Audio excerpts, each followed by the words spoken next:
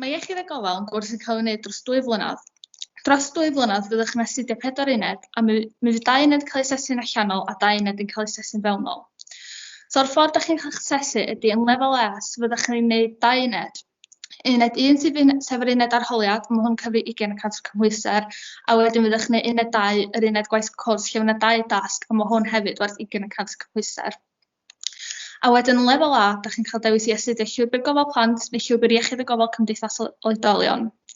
Mae'r uned arholiad werth 30% o'r cymhwyster yn dibynnu ar pa lwybr ydych chi'n dewis, uned 3 neu uned 5 fyddwch chi'n gwneud.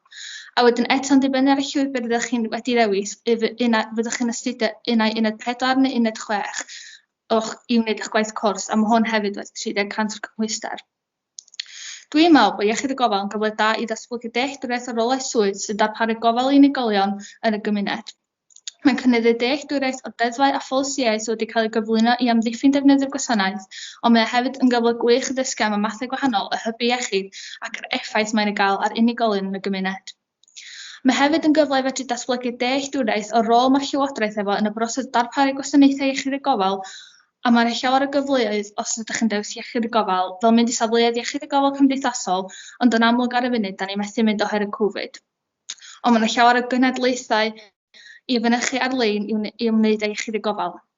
Dwi'n meddwl bod iechyd y gofal yn mynd i helpu fi yn dyfodol am bod mae'n agor llawer o ddrysau i gyfleoedd gwahanol i ddatblygu sgiliau fel cyfathrebu, hyder, cymryd cyfrifoldeb a gwneud gwahaniaeth i fywydau rhywun a cynyddu dealltwriaeth o egwyddorion a gwerthoedd sy'n bwysig wrth weithio efo unigolion o sectorau gwahanol.